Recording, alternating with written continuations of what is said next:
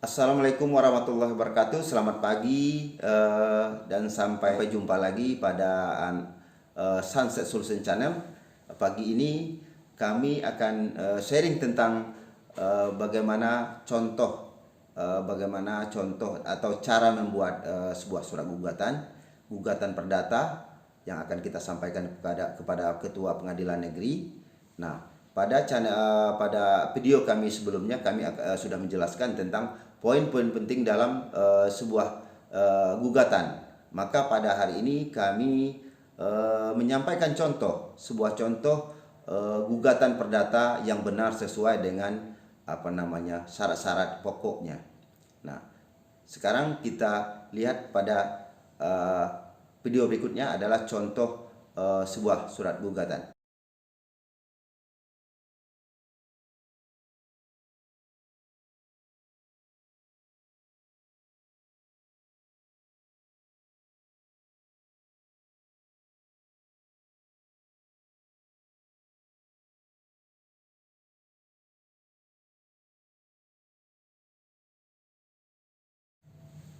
Nah, pada video tadi dapat kita lihat bahwa pada halaman pertamanya itu ada bagian atas itu kalau bisa kita buat tanggal dibuatnya atau tempat dan tanggal dibuatnya kalau perlu dilengkapi dengan harinya.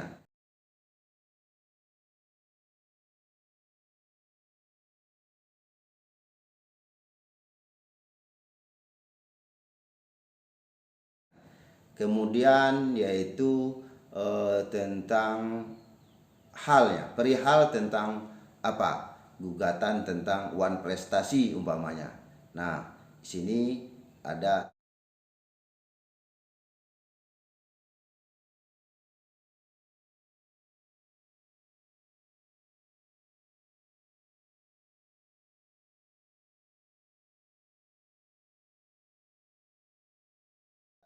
kita ketik wan prestasi tentang ini. Nah, selanjutnya yaitu kita muat tentang tujuan surat.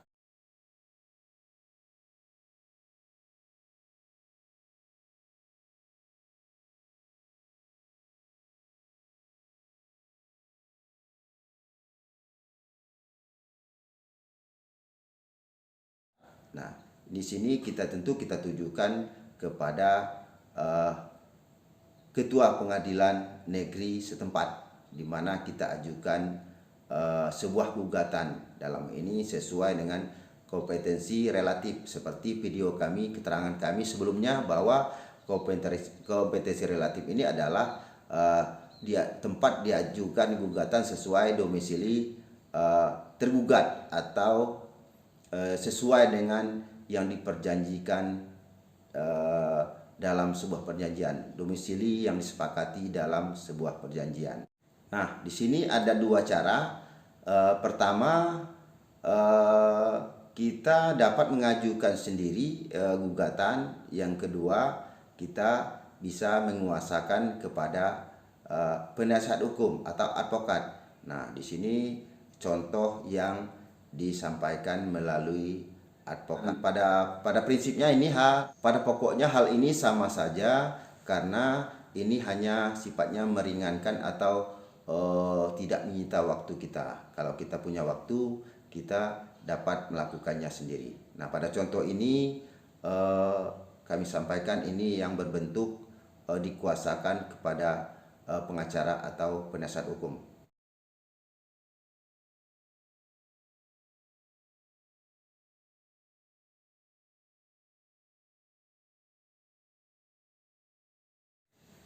Nah, tahap pertama tentu kita kata pembuka dalam sebuah gugatan, yaitu kita tulis seperti ini: dengan hormat, kami yang bertentangan di bawah ini. Nah, yang ini kebetulan dikuasakan kepada seorang pengacara. Nah, kalau kita maju sendiri, kita langsung ketik seperti ini. Nah, namanya datanya ini John Jack umpama. Namanya John Jack, lahir, umur, tahun, pekerjaan, alamatnya. Nah, di ujung dari keterangan identitas ini ya kita buat disebut sebagai penggugat. Nah,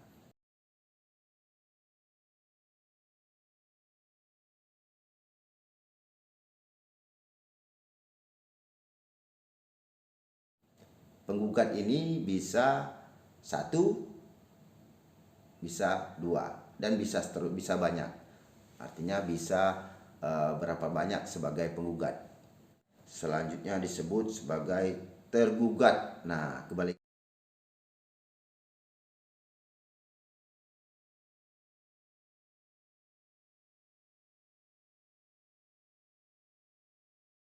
tadi, yang pertama kita sebagai penggugat, kedua identitas sebagai tergugat. Ya. Ini namanya identitas para pihak. Jadi pihak penggugat maupun pihak tergugat mesti lengkap datanya, sehingga alamat tujuan pemanggilan nanti tepat sasaran dan tidak menyita waktu berulang-ulang untuk memanggilnya. Nah, ini adalah contoh di bawahnya lagi. Ini adalah contoh posita ya. Posita ini adalah uraian tentang kejadian atau alasan kita mengajukan gugatan yang kita maksud. Di sini kita uraikan satu persatu, umpamanya tentang perjanjian wan prestasi, umpamanya wan prestasi atau sengketa tanah. Kita jelaskan semua di sini sampai tuntas, detil ya, detil sampai akhirnya, sampai timbulnya wan prestasi tadi yang kita maksud. Nah,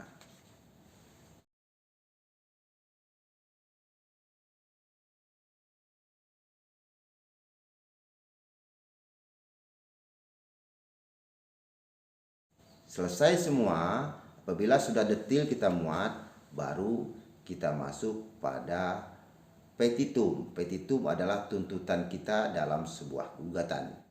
Nah, ini ada contoh petitum yang kita lampirkan. Nah, ini ada petitum primer ya. Primer berisi biasanya secara umum berisi nomor satu, agar pengadilan negeri menerima dan mengabulkan gugatan penggugat untuk seluruhnya. Artinya kita wajib menyampaikan ini kepada pengadilan agar gugatan kita semua detailnya dikabulkan oleh pengadilan negeri.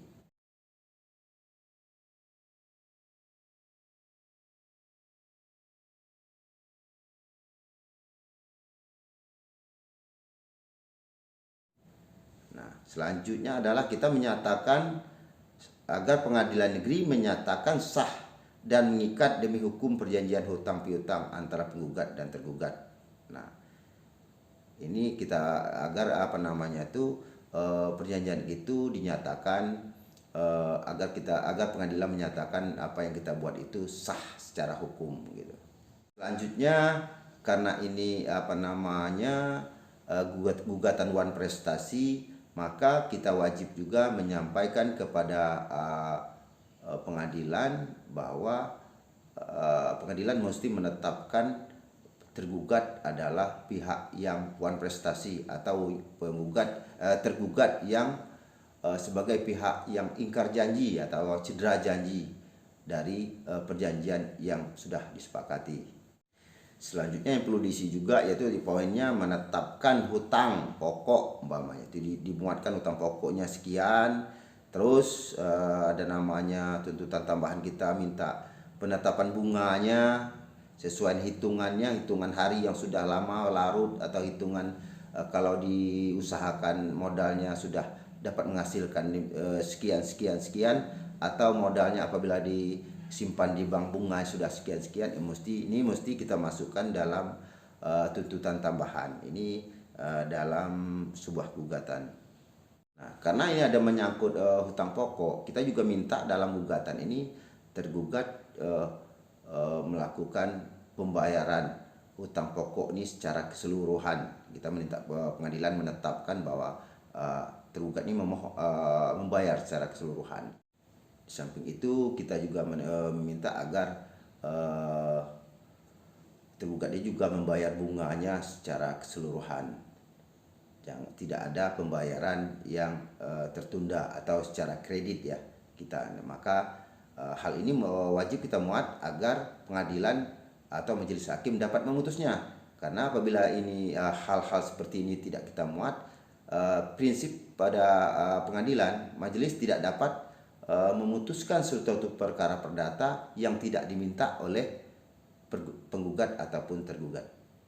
Nah, ini yang sangat penting juga, kita juga dapat memohon pada pengadilan agar dapat memutuskan duang som. Duang som artinya uang paksa terhadap tergugat untuk membayar duang som, uang paksa sebesar sekian rupiah setiap hari apabila tergugat belum melaksanakan putusan ini. Nah, ini penting sekali kita masukkan untuk shock terapi, untuk tekanan secara hukumnya kepada tergugat yang lalai. Selanjutnya ada yang lebih penting lagi adalah kita dapat meminta kepada majelis hakim dalam gugatan itu agar dapat melaksanakan putusan ini terlebih dahulu walaupun ada sanggahan atau bantahan. Nah, ini penting sekali kita muat dalam sebuah surat gugatan. Yang terakhir, nah ini penting juga kita masukkan, karena apabila ini tidak kita masukkan maka hakim tidak akan memutuskannya. Kita masukkan bahwa biaya perkara dibebankan kepada tergugat secara keseluruhan. Ini mesti kita sampaikan, ini tergantung majelis hakim yang menyidangkannya untuk memutuskannya, apa dikabulkan seluruhnya atau sebagian. Biasanya yang kalah dibebani untuk membiayai perkara secara keseluruhan. Nah, yang terakhir adalah tuntutan subsidiar. Subsidiar ini itu yang saya sebutkan dalam video saya sebelumnya, yaitu istilahnya ex equo et bono. Artinya apabila tuntutan pokok kita dan tuntutan tambahan kita tidak dikabulkan oleh majelis hakim atau ditolak oleh majelis hakim, kita memohon kepada pengadilan negeri atau majelis hakim menyidangkan perkara tersebut agar dapat memutuskan perkara ini dengan benar dan seadil-adilnya.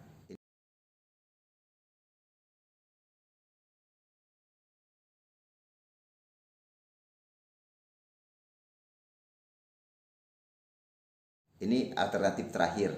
Biasanya dalam sebuah surat gugatan seorang advokat ini pasti ada. Ini benteng terakhir, sehingga kita istilahnya kita tidak karam tapi tumpah sedikit gitu, masih ada sisa. Nah, ini penting sekali kita muat. Nah, yang terakhir tentu ini sudah selesai, sudah masuk kepada tahap tuntutan namanya subsidiar ya. Subsidiar yang terakhir kita mesti ditulis atau ditandatangani bagian akhir, yaitu nama kita sebagai penggugat sesuai dengan data di atas dilampirkan materi secukupnya. Nah, inilah contoh-contoh sebuah surat gugatan yang benar. Nah, demikian yang dapat kami sampaikan. Semoga ini bermanfaat bagi rekan-rekan sekalian. Nah, terima kasih. Bagi kritikan teman-teman advokat lain atau ada yang kurang yang saya sampaikan atau ada yang salah, mohon dikoreksi ya. Saya menerima nasihat dan koreksi. Terima kasih. Assalamualaikum warahmatullahi wabarakatuh.